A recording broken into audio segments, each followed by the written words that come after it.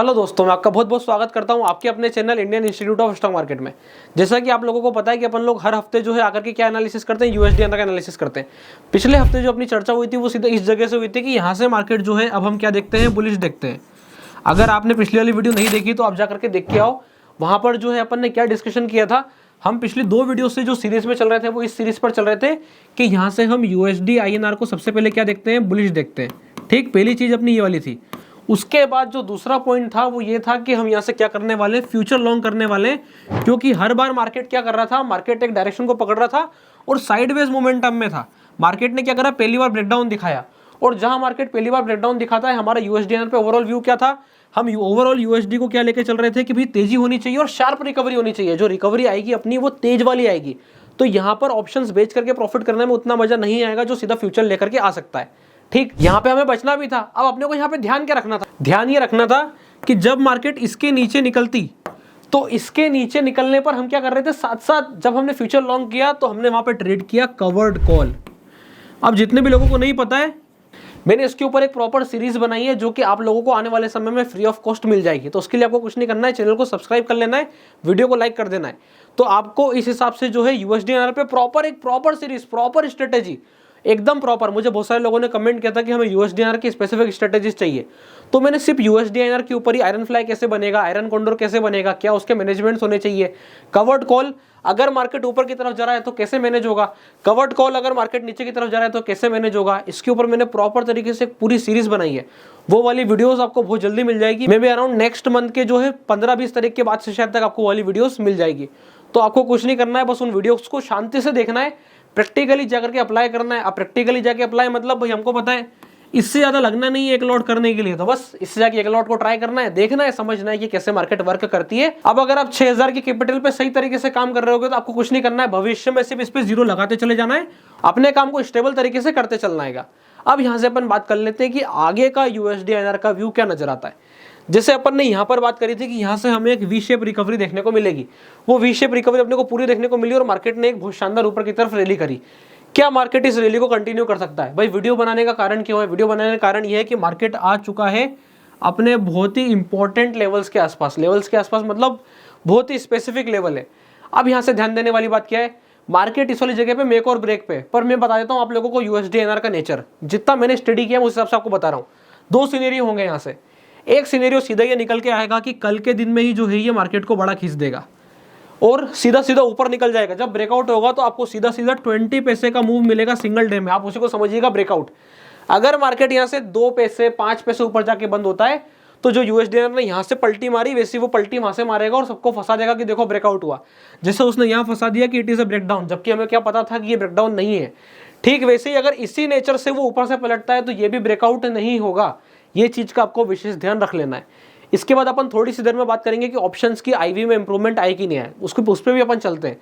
पर अभी हाल ध्यान देने वाली बात क्या है कि अगर मार्केट इस हिसाब से क्लोजिंग करेगा तो ही आप मानिएगा कि यहाँ से ब्रेकआउट हुआ है। ठीक है, दूसरी मुझे किस कंडीशन का ध्यान रखना चाहिए अगर मेरे को यहाँ से अभी भी लॉन्ग प्ले करना है तो अब यहाँ से थोड़ा सा स्ट्रेटेजी में चेंज है। अब यहाँ से कॉल बेचने का कोई पॉइंट नहीं है। क्यों? क्योंकि वी आर ऑलरेडी लेट। जो कॉल बेचनी थी वो तो इस रैली में हम बेच के चल रहे थे और उसे रोल ओवर करते जा रहे थे, बेच के चल रहे थे और उसे रोल ओवर करते जा रहे थे। यही अपन ने पिछली वाली वीडियो में डिस्कस किया था। अगर कुछ लोगों को नहीं समझ में आ रहा है तो इसमें कोई दिक्कत नहीं है, आप बस अपनी लर्निंग को बनाए रखो और समझते जाओ कि कैसे मार्केट के स्ट्रक्चर का अपन एनालिसिस कर रहे हैं। आने वाले 15 से 20 दिन में आप लोगों को यूएसडी INR की एक प्रॉपर सीरीज वाली वीडियो मिल जाएगी।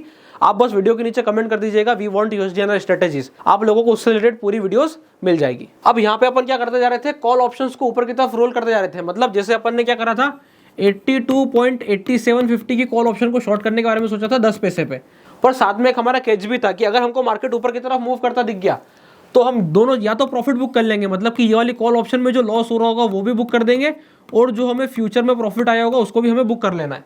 ये वाली कंडीशन से हम वर्क कर रहे थे। पर अगर हम इसके विपरीत करना चाहते हैं, इसके विपरीत मतलब जो हम मैनेजमेंट वाला गेम खेलते हैं, हम उसमें क्या करते हैं, जो कॉल को लॉस आ रहा था उसको कट करके एक स्ट्राइक ऊपर बेचते, फिर मार्केट को स्पेस देते, फिर मार्केट बढ़ता, जब मार्केट बढ़ता तब फिर हम उसको फिर से लॉस में काट के और ऊपर बेचते हैं, फिर और मार्केट बढ़ता।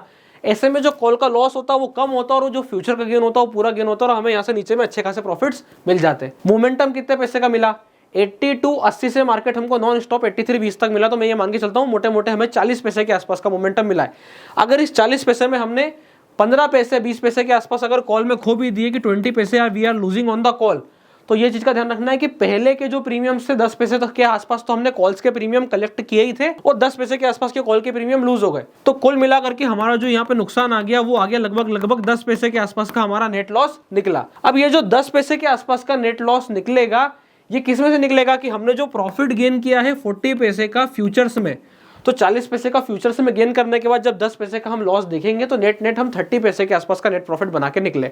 अगर हम एक लॉट के साथ कर रहे होते तो ये नेट स्ट्रेटेजी इतने टाइम में एक लॉट के साथ में हमें क्या जनरेट करके दिए, लगभग 300 रुपए के आसपास बना के दिए। अब बहुत से लोगों को ये कम लगेगा और मैं हमेशा यही बोलता हूँ कि भाई कम के नजरिए से मत सोचो, जीरो के नजरिए से सोचो, क्योंकि जैसे ही आप इसमें एक जीरो बढ़ा दोगे वही 3000 दिखेगा और 2 जीरो बढ़ाने पर वही 30,000 दिखेगा।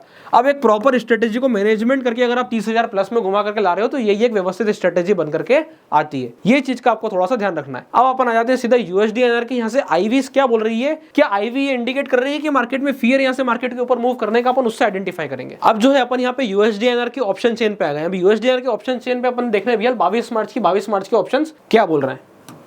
22 मार्च के ऑप्शन अभी वाली स्थिति दिखा रहे हैं कि मार्केट जो है वो 83 12.5 के आसपास स्टेबिलिटी ले रहा है। मतलब मार्केट कहीं ना कहीं 83 12.5 के नीचे एक्सपायरी करना चाहता है। मतलब हम प्राइसिंग कर रहे हैं कि कल मार्केट 83 12.5 के नीचे एक्सपायरी करेगा अगर 12.5 के पहले उसमें कोई बड़ा जंप नहीं आया तो। अब यहाँ पे ध्यान देने वाली बात क्या है कि ये जो 83 12.5 की पी है ये चल रही है लगभग 2.5 से 3 पैसे के बीच में, और 83 12.5 की सी जो है वो चल रही है लगभग 4.5 से 5 पैसे के बीच में। तो अब यहाँ पर क्या कोई अपॉर्चुनिटी बनती है, तो ऐसी कोई अपॉर्चुनिटी हाल फिलहाल इस स्ट्राइक पे नहीं दिखाई देती है। कोशिश ये होगी कि मार्केट जो है अगर वो 83 12.5 का हम प्लान करते हैं कि नहीं मार्केट 83 12.5 के आसपास एक्सपायरी कराएगा तो ही हम इसमें जो है नेट प्रॉफिटेबल निकल सकते हैं। इसलिए ऐसे रिस्की ट्रेड्स हमें एक दिन पहले अवॉइड करने चाहिए। मतलब मैं इस वाली की बात आपको क्लियर बोलूंगा कि यहां से आप इस करंट वीक पर आप कोई सा भी ट्रेड मत प्लान कीजिएगा। ओवरऑल अगर आपका व्यू लंबा था तो लंबे व्यू के हिसाब से हमको जो इस एक्सपायरी से फायदा उठाना था वो हमने उठा लिया है कॉल ऑप्शन शॉर्ट करके। इसके अलावा अगर मुझे फर्दर कल के लिए ही तेजी प्लान करनी है तो मेरे पास सिर्फ एकमात्र सॉल्यूशन बचता है, वो है पुट ऑप्शन खरीदने का। अब आप बोलेंगे भाई ये कौन सी स्ट्रेटेजी है कि आप पुट ऑप्शन खरीद रहे हैं। मैं आपको 2 मिनट में समझाता हूं। अगर मुझे कल ही लगता है कि मार्केट बड़ा ब्रेकआउट करेगा, कोई भी बताओ यहाँ पे सस्ता ऑप्शन मुझे जो सेफ्टी देगा वो कौन सा मिल रहा है। 83 12.5 का जो 2.5 पैसे का ऑप्शन मिल रहा है, 3 पैसे का ऑप्शन मिल रहा है, ये मुझे सबसे ज्यादा सेफ्टी देगा। मतलब अगर मैं फ्यूचर का एक लॉट बाय कर लेता हूं, मैं अगर यहाँ पे चार्ट पे जाता हूं और फ्यूचर का एक लॉट यहाँ से ब्रेकआउट के लिए बाय करता हूं, मतलब मेरा व्यू यहाँ से ब्रेकआउट का है, मैं ये मानता हूं कि नहीं यहाँ से ब्रेकआउट आना चाहिए। अगर आप ऐसा सोचते हैं तो आप क्या करेंगे, यहाँ पर फ्यूचर लॉन्ग करेंगे। अब फ्यूचर को लॉन्ग करने के बाद मुझे यहाँ से कॉल से नहीं बचाना है। अब कॉल से क्यों नहीं बचाना है, क्योंकि मार्केट ऑलरेडी ऊपर में। अभी तक क्या था, मार्केट ऑलरेडी नीचे में थी। देखिए मैं आपको 2 व्यू समझा रहा हूँ। मार्केट अभी तक क्या था, नीचे में होल्ड कर रहा था। जब नीचे में होल्ड करता है तो आप जो है गैप के साथ कॉल ऑप्शन सेल कर सकते हो। क्यों, क्योंकि हमें पता है कि हमें कॉलों के साथ फुर्ती से नीचे उतरना है, यानी कि स्विच करना है फटाफट हम कॉल में जो है स्विच करते जाएंगे नीचे की तरफ। पर अब मार्केट ऊपर की तरफ चल रहा है, यहाँ पे क्या होता है, यहाँ पे होता प्रॉफिट बुक। अब क्या होगा, यहाँ पे होगा लॉस बुक। तो भाई लॉस बुक नहीं करना है तो उसका क्या सॉल्यूशन है। अगर मैं कल के लिए यहाँ से ऐसा ब्रेकआउट देखता हूँ तो मेरा व्यू क्या होना चाहिए, फ्यूचर को लॉन्ग करके पुट ऑप्शन को बाय करने का। ध्यान देने वाली बात क्या है, हम जो है कोशिश करेंगे कि इस वाली एक्सपायरी में ट्रेड ना करें। अब हमने क्या डिसाइड कर लिया है कि हम जो इस वाली एक्सपायरी को अवॉइड करेंगे। पर मैंने आप लोगों के साथ डिस्कस क्यों किया, because it is one of the strategy कि अगर हम नियर टर्म में मूवमेंट देखते हैं तो इसका उपयोग कर सकते हैं। पर ये चीज ध्यान रखना है कि अभी एक्सपायरी में कितनी देर बची है, तो आपको ये मान के चलना है कि मार्केट सवेरे 9 बजे खुलेगा, 12:30 बजे एक्सपायरी हो जाएगी। मतलब 3.5 घंटे के लिए हम इतना रिस्क लेने की बजाय क्यों ना 1 हफ्ते का रिस्क ले लें। तो 1 हफ्ते का सॉल्यूशन क्या निकल करके आता है, 1 हफ्ते का सॉल्यूशन बहुत ही सिंपल सा है। 25 तारीख की छुट्टी है। अब ध्यान क्या रखना है कि अगर 25 तारीख की छुट्टी है तो 26 तारीख को सीधा मार्केट खुलेगा, वैसे ही उसकी भी एक्सपायरी है। पहले हमारी एक्सपायरी 22 तारीख की है और 22 तारीख की सीधी एक्सपायरी जो मिलेगी वो हमको 26 तारीख की मिलेगी। एक बार चेक कर लेते हैं। ये अपन पहुंचे, सीधा आ जाते हैं सीधा अगले वाले ऑप्शन पे 26 मार्च। अब मैं देखता हूँ 26 मार्च की यहाँ पर जो पी आ रही है अपन उसको लॉन्ग कर सकते हैं। तो जी हाँ, गेम ये था यहाँ पर लॉन्ग हमें 22 मार्च की पी नहीं करनी, लॉन्ग हमें करनी 26 मार्च की। अगर हम ब्रेकआउट 2 दिन के अंदर में देखते हैं, और अगर आप ब्रेकआउट देखते हो अगले 5 दिन के अंदर में, तो भाई फिर 1 हफ्ते आगे की पी बाय करो। वो भी अपन चेक करेंगे भैया कि किस रेट की आ रही है। तो इस वाली जगह पे अपन जो अभी 83 12.5 की जो पी देखते हैं वो 5 पैसे की देखते हैं। अब मैं कह रहा हूँ भाई कल के लिए पी ले रहे हो 3 पैसे की पड़ रही है, 26 तारीख के लिए पी ले रहे हो 5 पैसे की पड़ रही है। अब सेफ्टी कहाँ गई, 5 पैसे पे आ गई। मैं एक बार आप लोगों को इसका पे ऑफ ग्राफ समझा देता हूँ कि अपने को पे ऑफ ग्राफ दिखेगा कैसा। यहाँ पर मैंने फ्यूचर लॉन्ग किया, सबको पता है फ्यूचर के लॉन्ग का ग्राफ कैसा होता है, बोले ऐसा होता है। ठीक है, जब मैं पुट ऑप्शन ले लेता हूँ यानी कि मैं नीचे से रिस्क कवर कर लेता हूँ। किसके नीचे, बोले 83 12.5 के नीचे जो है मेरा रिस्क कवर है। तो जो 83 12.5 का लेवल है वहां से हमें ग्राफ कुछ ऐसा दिखाई देगा। इसका मतलब अब जो है मैं तेजी के लिए तो फुल फ्लैश बैठा हूं, पर मध्य के लिए मेरा रिस्क लिमिटेड है। तो ये चीज का आप लोगों को ध्यान रखना है। अगर आप 26 तारीख तक मूव देखते हैं तो क्या कंडीशन आ गई कि भैया मेरे को 5 पैसे की पी बाय करनी चाहिए। अब सबसे बड़ा डाउट ये आता है कि भाई पी बाय करनी क्यों है, क्योंकि अगर हम गलत हुए और मार्केट ने 83.20 को जैसे हर बार की तरह रिस्पेक्ट करता है वैसा रिस्पेक्ट किया और मार्केट अगर नीचे में एक बड़ा कैंडल मार दी ऐसे करके कि बोले देखो सबको फंसा दिया, ऊपर भी फंसा दिया नीचे भी फंसा दिया, तो हम बोलेंगे भाई हम तो फंसा ही नहीं। क्यों? क्योंकि जितना मार्केट नीचे गिरेगा उतना ही हमें लगभग पुट में प्रॉफिट आ जाएगा एक लिमिट के बाद। अब इससे फायदा क्या होगा? इससे फायदा ये होगा कि मार्केट उस वाले हफ्ते कितना ही नीचे गिर जाए, सपोज मार्केट वापस उस वाले हफ्ते 82.60 आ जाती है, जिस भी हफ्ते की हमने पोजीशन बनाई मार्केट उसी हफ्ते में 82.60 आ जाती है, तो इसका फायदा क्या होगा कि हमारा जो ऊपर का एक छोटा सा लॉस था वही लॉस होगा और हमारे फ्यूचर यहां तक आ जाएंगे। यहां पे आने के बाद कॉल सेल, फिर से कवर्ड कॉल का ट्रेड चालू।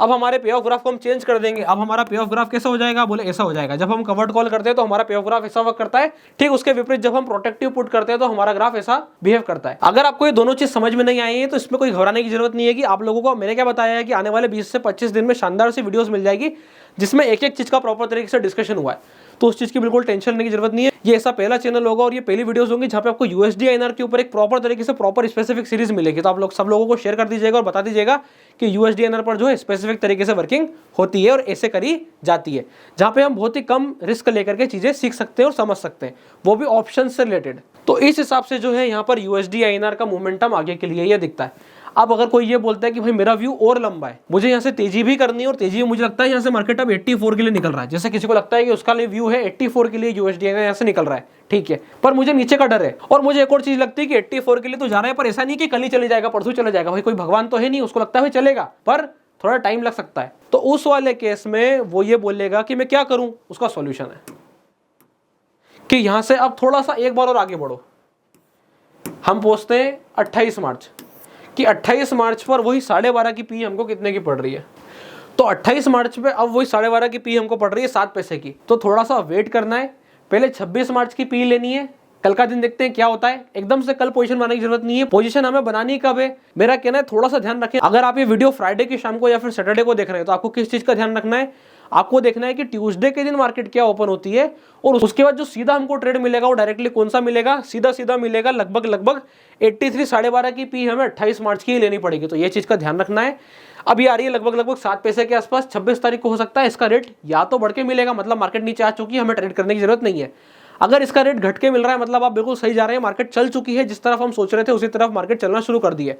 अगर आप मिड ट्रेंड में एंटर होना चाहते हैं तो यही व्यू मुझे लगता है कि यहाँ से सेफ्टी के पॉइंट ऑफ व्यू से ये पुट ऑप्शन बाय होनी चाहिए और उसके बाद जो है अपन फ्यूचर्स में एक लॉट के साथ समझ सकते हैं कि कैसे वर्किंग होगी। ये चीज का विशेष ध्यान रखें या वर्किंग करें। लर्निंग पर्सपेक्टिव से आपको ध्यान रखना है कि यहाँ से यूएसडीएनआर का क्या ध्यान रखना है कि अगर मार्केट 83.20 के ऊपर निकलता है तो हमें तेजी होती नजर आएगी। मैं आप लोगों को फिर से रिमाइंड कर देता हूँ कि आपको फ्री ऑफ कॉस्ट यूएसडीएनआर पर बहुत शानदार वीडियोस मिलने वाली है, उसके लिए फटाक से चैनल को सब्सक्राइब कर लो, वीडियोस को लाइक कर दो। इसके अलावा अगर आपने अभी तक अपना डीमेट अकाउंट नहीं खुलवाया है, डिस्क्रिप्शन के नीचे लिंक मिल जाएगा, आप जाके अपना डीमेट अकाउंट ओपन करा सकते हैं। तब तक के लिए बहुत बहुत धन्यवाद।